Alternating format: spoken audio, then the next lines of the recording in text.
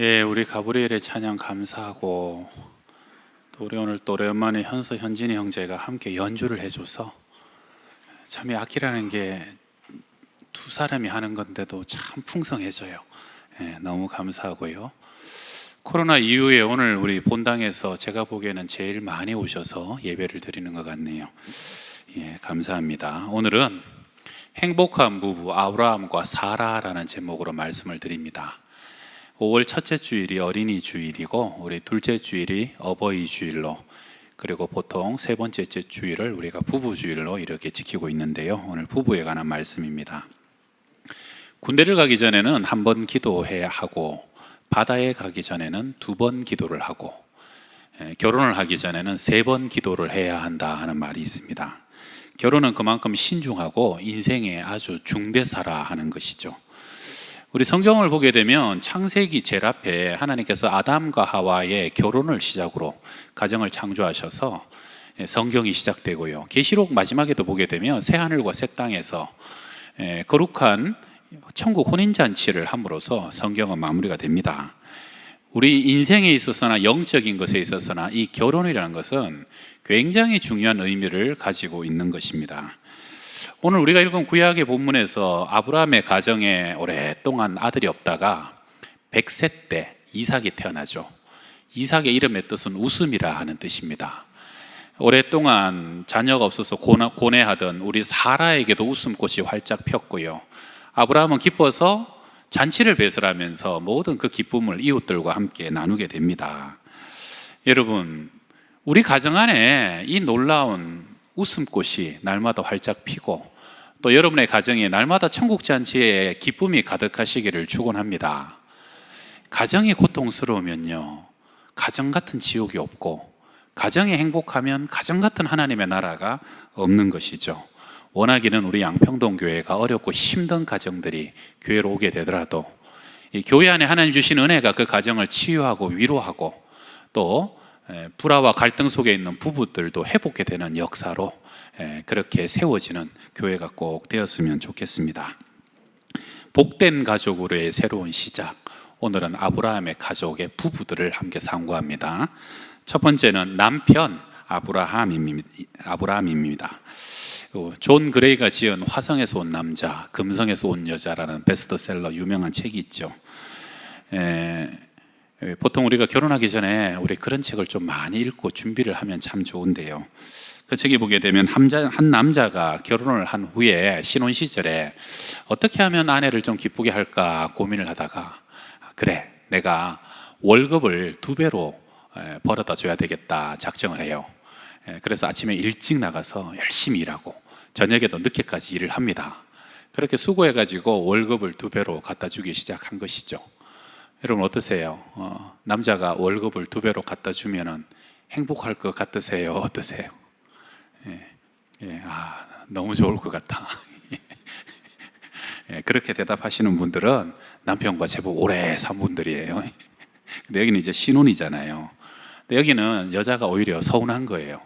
왜냐하면 남자가 어느 날부터 자꾸 자기와 시간을 안 보내려고 하는 것 같아요. 집안에 소홀해지고 저녁에도 계속 바깥으로 돌다가 늦게 들어오고, 그래서 나를 덜 사랑하는 것처럼, 나를 소중히 여기지 않는 것처럼 느끼게 되어가지고, 결과적으로는 남자는 남자대로 고생하고 여자는 여자대로 더 서운해지고, 이 가정이 그렇게 더 둘 다 애는 쓰지만 좋은 결과를 가져오지 못했다는 거죠.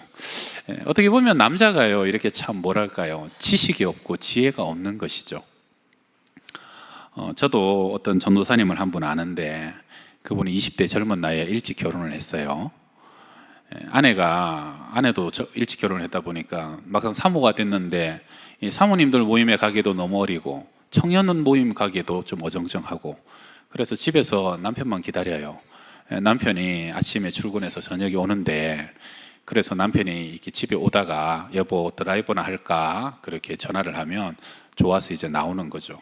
그래서 이제 드라이브를 하다 보니까 이 여자가 별 취미가 없는데 차 타는 걸 참 좋아하는 것 같아요, 남자가 보니까. 그래서 점점 일이 많아져서 좀 늦게 퇴근을 할 때도 여보 드라이브 가자 하고 태워서 달리는 거예요. 얼마나 달리느냐? 여자가 좋아하니까 한 50km 정도를 그냥 쫙 달리고 돌아오고 그러는 거예요. 근데 어느 날부터 보니까 여자가 나와서 달리기 시작했는데 집에 가자고 자꾸 그러는 거예요. 이왕 갔는데 좀 신나게 갔다 오면 좋은데 가자 그러니까 남자도 맥이 빠지고. 근데 왜 그러는지 이유를 몰랐대요. 1년 정도 지나고 난 뒤에 남자가 어느 날 깨달았어요. 뭘 깨달았냐면 아내가 원했던 것은 차를 타고 어디를 달리는 게 아니라 둘이 나란히 앉아서 얘기하는 걸 좋아했다는 거예요. 얘기하는 걸. 근데 남자는 그걸 모르고 마일리지만 그냥 50km씩 70km씩 막 달려가고 오늘은 어디 갈까 이러다 보니까 어느 날 피곤한 날은 옆에서 얘기하는데 힘드니까 대답도 안 하고 그러니까 그런 날은 그냥 돌아가자고 그걸 뒤늦게 깨달았다는 거예요. 여러분, 남자들은요 그래서 참 지식이 없습니다. 지혜가 없어요. 뭘 몰라요. 오늘 성경 베드로전서 3장 7절 말씀을 한번 읽어봅시다. 남편들아, 이와 같이 지식을 따라 너희 아내와 동거하고 그를 더 연약한 그릇이요 또 생명의 은혜를 이어받을 자로 알아 귀히 여기라. 이는 너희 기도가 막히지 아니하게 하려 함이라. 아멘. 한 통계를 보면 여자들은 10대 후반쯤 되면 지성과 정서가 거의 다 성인에 다 자라게 된다는 거예요. 근데 남자들은 느려가지고 30대가 돼야 이 지성과 정서가 다 자라는 사람들도 상당히 있다는 겁니다. 그래서 남자들은요, 여러분, 사랑을 하는 데 있어서도 좀 느립니다. 여자들은 이 모성애가 있어가지고 결혼을 하고 아이를 낳다 보면 어떻게 사랑하고 상대가 뭘 필요하는지 금방 터득해 가는데 남자들은 좀처럼 그것을 보는 눈도 없고 잘 모른다는 것이에요. 그래서 사실은 남자들은 어느 순간 배워야 되고 깨달아야 되고 또 공부를 해야 될 필요성이 있습니다. 그래서 여자분들이 지혜롭게 좀 불편한 것은 하나하나 가르쳐 줘야 될 필요도 있는데요. 그럼 또 여자들은 그러죠.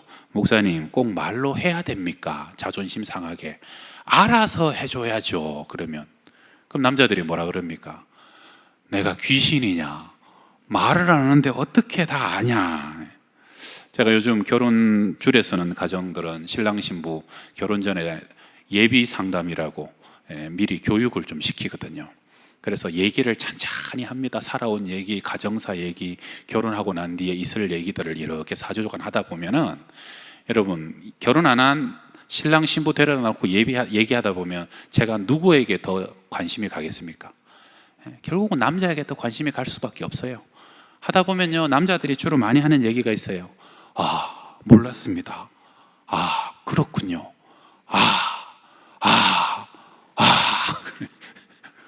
아주 그냥 모르는 것 투성이에요. 대학 가려고 20년을 공부해갖고 대학을 가는데 결혼하려고는 책 한 권 본 게 없고 도대체 결혼하게 되면 무엇을 경험하게 되고 앞으로 어떤 문제가 닥치는지 전혀 모르는 것이죠. 그래도 우리 교회 남자들이 접해보면 다 착합니다. 문제는 몰라서 무지해가지고 아내를 힘들게 하고 또 결혼 생활을 고통스럽게 처음부터 꼬여가게 만드는 것이죠. 그래서 여러분, 남자들은요 좀 배워야 됩니다. 여자의 마음이 어떠한지도 배워야 되고, 그리고 내가 자란 가정 안에서 부모에게 내가 어떤 영향을 받았는지 그것도 좀 깨달을 수 있는 눈이 있어야 되고, 성경 안에서 진정한 사랑이 뭔지도 좀 배우고 알아야지, 그래야 준비된 남편으로서의 자리를 잡아갈 수 있다는 거죠. 여러분, 그래서 남자들요 성경 공부를 한번 시켜보십시오. 남자들은 성경 공부 한 번만 해도 굉장히 많이 변하는 사람들이 많습니다. 남자들은 은혜 받을 기회가 없어요. 유혹은 많고 일은 많은데 정말로 말씀 한번 제대로 접해볼 기회가 없다 보니까 저도 1:1 양육을 16주 동안 양육하는데, 양육 한번 받고 난 뒤에 인생이 확 뒤바뀌어지는 사람들도 상당히 많다는 것이죠. 그 다음에 성경은 또 얘기합니다. 고린도전서 11장 3절에 그러나 나는 너희가 알기를 원하노니 각 남자의 머리는 그리스도요 여자의 머리는 남자요 그리스도의 머리는 하나님이시라. 제가 얼마 전에 한두 주 전에 과거 가르치던 청년 한 명이 저한테 연락을 해서 자기가 한 2달 전부터 이렇게 혀가 좀 어눌해서 말이 좀 어눌하게 나오는데 얼마 전에 의사인 남동생이 왔다가 자기를 보더니 빨리 병원 가보라고, 이 뇌종상의 뇌종양 때문에 그럴 수 있다라고. 그래서 그냥 며칠을 울었다고 기도 좀 해달라고 기도 부탁을 받았어요. 여러분, 사실 몸이요 되게 힘들고 스트레스를 받고 어려우면 몸은 말을 합니다. 말을 해요. 그래서 사실은 우리 머리가 몸이 하는 얘기를 잘 알아들어야 되는데, 문제는 뭐냐 하면 이 머리들이 몸이 하는 얘기를 잘 못 알아들어요. 그러다가 어느 날 한계가 넘어가고 몸이 종양이 나고 암이 나고 몸이 어느 순간 그냥 병이 나는 겁니다. 그런데 반대로 머리가 하는 얘기를 몸은 정확히 알아듣습니다. 지금 머리가 얘기하니까 손이 움직이는 거예요. 머리가 얘기하니까 입에서 말이 나가는 것이에요. 남자의 머리는 그리스도라고 성경은 얘기합니다. 그렇기 때문에 여러분, 남자들 참 답답하지만 하나님이 그 남자들에게 말씀하기 시작하실 때 그 남자들은 삶이 바뀌기 시작하고요. 그 남자들이 하나님의 음성을 들을 수 있을 때 그 속에서 내가 어떻게 가정을 이끌어 가야 되고 내가 어떻게 좋은 남편이 되어야 될지, 성령과 하나님은 그 남편을 이끌어 가시는 머리가 된다 하는 것입니다. 여러분, 남자들이 보통 영성이 메마르고 하나님의 음성을 들을 수 없어서 어쩔 수 없이 여자들이 그 자리를 대신하는 가정들이 많지만, 만약에 남자의 영성이요 하나님과 온전히 연결되고 남자가 영적으로 살아가고 하나님의 인도하심을 받기만 시작한다면, 여러분, 가정은 순식간에 변화될 수 있는 것은 남자의 영성이 회복될 때입니다. 남자가 바뀌기만 하면 그 남자의 영향력은 여자보다 훨씬 강력하게 가정 안에 스며들기 시작하고요. 가정이 눈에 띄게 변화될 수 있는 것은 이 남자가 나의 머리 대신 그리스도 예수와 연결되고 그분의 인도하심을 받기 시작하는 것이 가장 효과적이라는 것을 여러분 믿으시길 바랍니다. 그래서 가정이 참 어려운 남자들은 어떻게 해야지 우리 가정이 행복할까? 제가 좋은 방법을 하나 알려드리면, 여러분, 하나님과의 관계를 활짝 열어보세요. 하나님의 음성을 듣고 주님의 인도하심 속에서 내가 이 가정의 영적인 제사장으로, 가장으로 서게 될 때 그 가정은 획기적인 변화가 나타나게 될 것을 믿으시길 바랍니다. 우리 아브라함과 사라의 가정을 보세요. 하나님이요 아브라함에게 먼저 현현하시고 항상 아브라함에게 먼저 말씀하셨어요. 갈대아 우르에서 영광 중에 아브라함에게 나타나셨고요, 그 다음에 하란을 떠나올 때도 너의 본토 친척 아비 집을 떠나라 말씀하신 것도 아브라함이었어요. 창세기 15장에 그 횃불로 주님께서 쪼갠 고기 사이를 지나가시는 아브라함 언약도 아브라함에게 맺으신 언약이고, 나중에 모리아산에 가서 아들을 드리라 하는 그 어마어마한 시험과 명령도 아브라함에게 주셨던 명령이었다 하는 것입니다. 여러분, 남자가 영성이 열리기만 하면 하나님은 남편에게 먼저 말씀하시고 남편을 통해서 그 가정 가운데 원하시는 일들을 이루가길 원하신다는 것이죠. 그래서 아브라함이 영적인 권위로 남자가 그 가정 안에 제대로 서는 것은 너무너무 중요합니다. 이 아브라함 집안의 최고의 비극이 뭡니까? 아들이 없다고 그냥 기다리지 못하고 하가를 통해서 이스마엘을 낳은 거예요. 사라 입장에서는 자기가 가나안 땅에 오고도 10년 넘게 아이를 못 놓다 보니까 미안한 거죠. 그 시대 고대 문화에서의 책임감 때문에 어쩔 수 없이 자기도 그 자기 몸종 하가를 데려다가 이 여자를 통해서라도 애를 낳아라라고 그렇게 방법을 마련한 거죠. 그럼 아브라함이 어떻게 해야 됩니까? 아브라함은요 하나님과 깊이 교제하는 사람이었어요. 하나님의 뜻이 무엇인지 이미 충분히 아는 사람이었어요. 그러면 아브라함은 그 영적인 권위 앞에서요 사라에게 이것은 하나님의 뜻이 아니라라고 명백하게 그것을 거절하고 거부했었어야 된다 하는 것입니다. 그런데 비극은 어디서 시작됩니까? 아브라함이 자신이 아는 하나님의 말씀을 순종하지 않고 세상적인 방식, 그게 비록 사라의 말이었지만 세상적인 것을 취해갈 때 그 가정 안에 영적인 권위가 깨져버렸던 겁니다. 그러다 보니까 그 가정 안에 모든 것이 무너지고 혼란이 시작되었던 것이죠. 비록 그렇게 해서 이스마엘은 출생했지만 모두가 다 불행해집니다.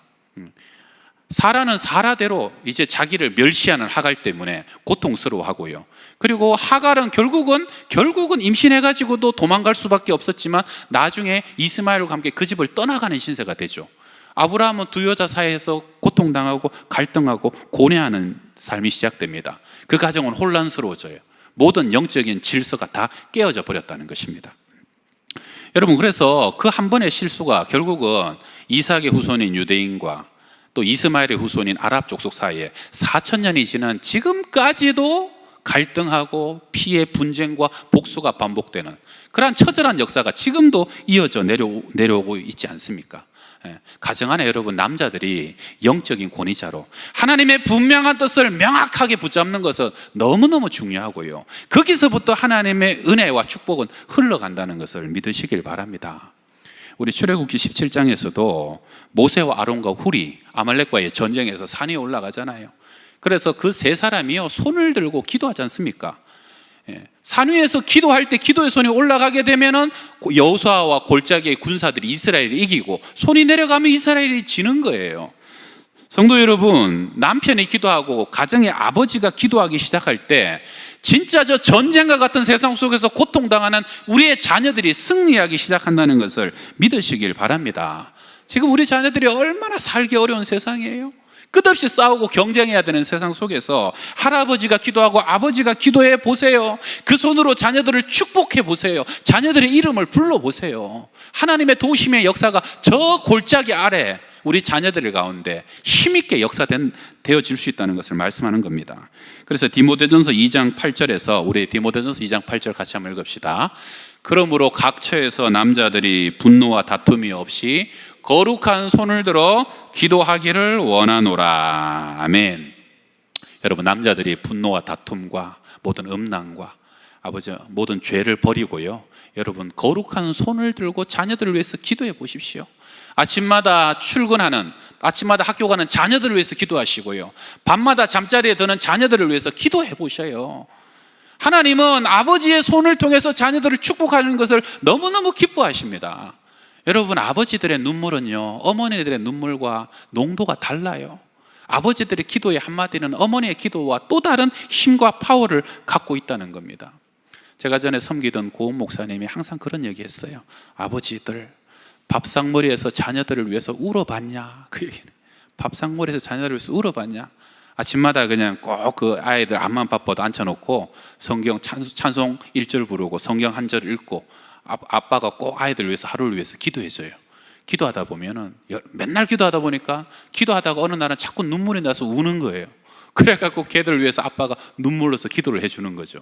그러면 걔네들 말이 그래요. 유혹이 많고 목사 자녀로 자라다가 뭔 다른 것 좀 해보고 싶은데 아빠 그 눈물이 생각나서 다른 걸 하들 못하겠다. 아빠의 눈물이 그 아이들의 마음과 심령을 녹이는 거예요. 여러분, 아빠의 기도 속에 하나님의 임재가 그 아이들의 삶을 붙잡고 가는 것을 믿으시길 바라고, 우리 아버지 된 남편들, 가정 안에서 제일 큰 선물은요 다른 게 아닙니다.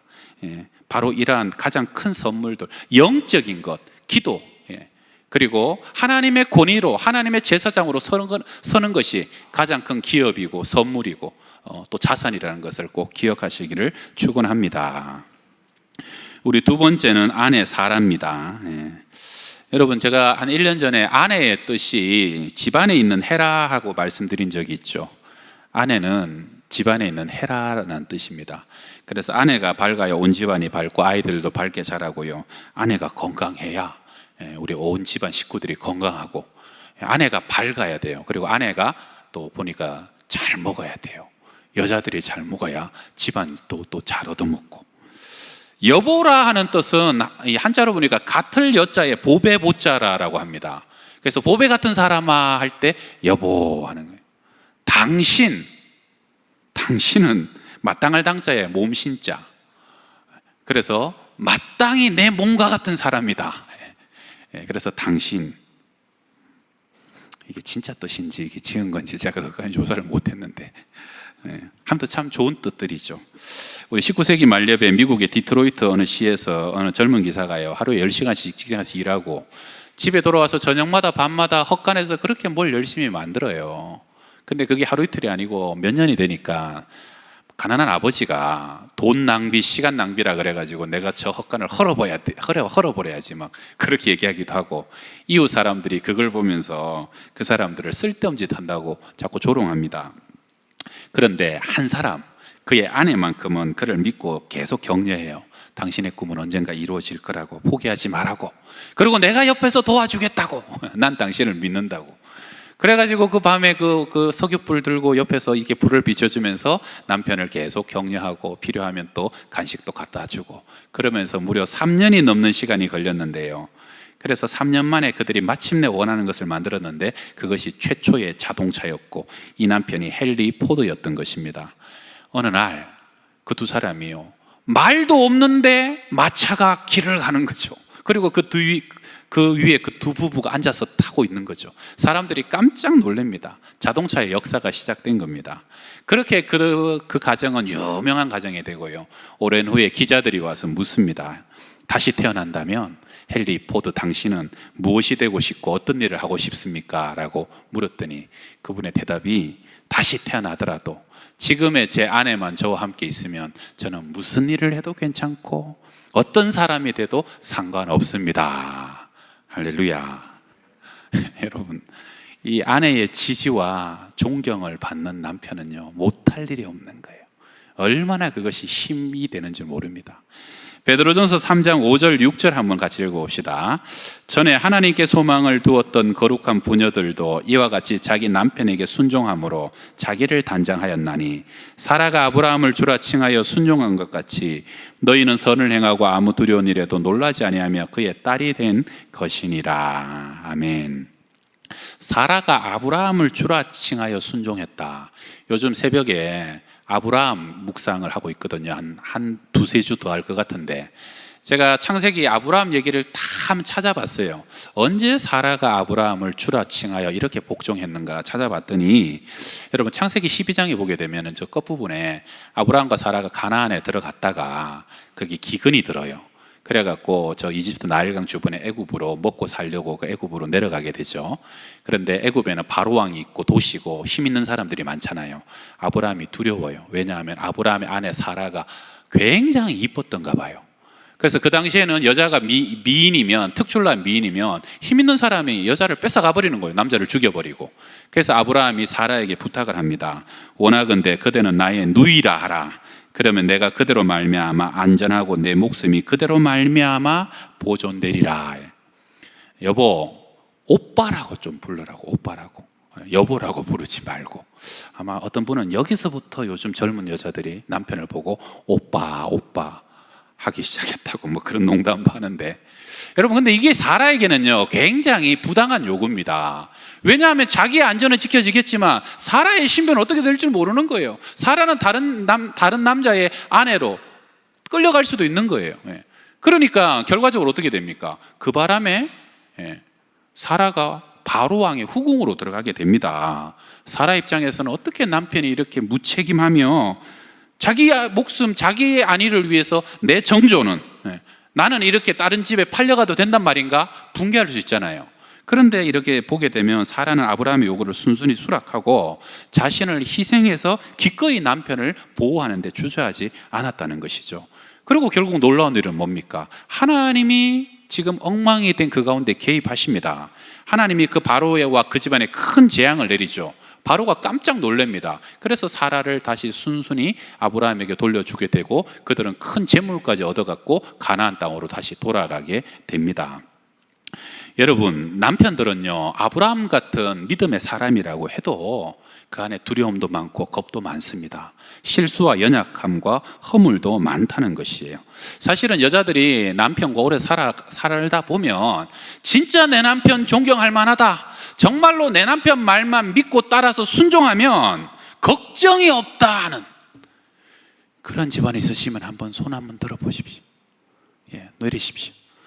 1, 2부터 물어봤는데 아직까지 손든 사람이 아직은 없었습니다. 여러분, 성경에서 얘기하길 그럼에도 불구하고 연약하고 겁 많고 실수 많은 남편, 존경할 만하지 못한 남편을 존경하고 순종하라는 이유는 뭡니까? 하나님께 소망을 두었던 거룩한 부녀들이 남편에게 순종할 수 있다 하는 것입니다. 남편 믿어서 그런 거 아니에요. 하나님의 명령이고 말씀이기 때문에 내가 내 남편을 머리로 알고 존중하고 귀하게 여길 때, 항상 남편이 결정하게 하고 남편이 앞서가게 내가 그를 돕는 배필이 될 때 하나님이 그 모습을 기뻐하시면서 때로는 실수해도 하나님이 보호하시고 책임져 주시는 것을 믿으시길 바랍니다. 아멘이 적네요. 남편이 나의 소망이 될 수 없을 때라도 하나님이 내 삶의 소망이 되시는 것을 믿으시고 하나님 때문에 순종하는 거예요. 남자들도 마찬가지예요. 여러분, 남자들은 하나님이 두렵고 하나님을 경외함으로 아내를 사랑해야 되는 것입니다. 여자들도 마찬가지입니다. 하나님 때문에 내가 순종하고 복종하고 하나님의 뜻이 이루는 것을 믿어야 한다는 것입니다. 할렐루야. 그래서 성경은 여자의 머리는 남자라고 분명히 말합니다. 여러분, 우산 아래 들어가면 우산이 비 맞는 것을 보호해 주잖아요. 여러분, 이 머리라는 것은요, 결코 앞선다, 우월하다는 것이 아니에요. 질서와 포지션, 위치를 얘기하는 겁니다. 아내는요, 남편 안에 있음으로 해서 남편의 보호를 받는 존재란, 여자는 육적으로 더 연약한 존재예요. 열등하다는 것은 아니죠. 그래서 하나님은 남편들에게도 말씀하시잖아요. 남편들아, 아내를 사랑하는 자는 자기를 사랑하는 거다. 내 몸을 사랑하듯이 아내를 그렇게 사랑해라 하는 것이죠. 여러분, 손톱 밑에 가시 하나 들어가 봐요. 얼마나 아픕니까? 그거 해결되기 전에는 머리가 몸이 아무것도 못합니다. 결국은 아내를 사랑하는 자는 내 몸을 사랑하는 것, 내 몸을 보양하고 내 몸에게 좋은 거 주는 것은 결국은 머리가 자기 자신을 사랑하는 것이에요. 마찬가지로 몸이 된 아내들도 머리 된 남편을 존중하고 귀하게 여기는 것은 자기 자신을 존중하고 자기 자신을 위하는 결과가 나타나게 된다는 것이죠. 이게 당연한 거 아닙니까? 부부는 둘이 아니라 하나라는 것입니다. 이것을 빨리 깨달으셔야 됩니다. 요즘 보게 되면 결혼해도 남편은 남편대로, 아내는 아내대로, 너는 너고 나는 나고. 여러분, 그것은 하나님께서 절대로 기뻐하시는 것이 아닙니다. 이제 둘은 둘이 아니로 하나고, 하나님 안에서 하나님이 책임져 주시는 존경과 사랑의 공동체, 생명의 은혜를 유업으로 함께 받을 자라는 것을 꼭 기억하시길 바랍니다. 여러분, 말씀을 마치면서 우리 에베소서 5장 27절 같이 한번 읽어봅시다. 5장 27절입니다. 자기 앞에 영광스러운 교회로 세우사 티나 주름 잡힌 것이나 이런 것들이 없이 거룩하고 흠이 없게 하려 하심이니라. 우리 에베소서 5장도 남편과 아내에 관한 말씀이 쭉 이어지면서요, 우리 스펄전 목사님이 인생의 최종 목적은 뭐냐? 행복인 것 같지만 그러나 그것을 넘어서 인생의 최종 목적은 거룩이다라고 얘기했습니다. 여러분, 부부는요, 나중에 하나님 앞에 한 몸이 되어서 하나로 거룩한 신부로 함께 서는 것입니다. 그래서 생명의 은혜를 유업으로 함께 받을 자입니다. 우리 두 사람이 함께 주님 앞에 거룩함으로 빚어져 가는 거예요. 그래서 하나님은 두 가지 방법을 주셨는데, 첫 번째는 남편이 아내를 사랑으로 채우고 아내가 남편을 존경으로 채우는 거예요. 서로 사랑과 존경으로 채우셔서 풍성하고 윤택한 형상으로 만들어주는 거예요, 서로가 서로를. 그 다음에 두 번째는 남편과 아내는 서로를 깎아주는 존재입니다.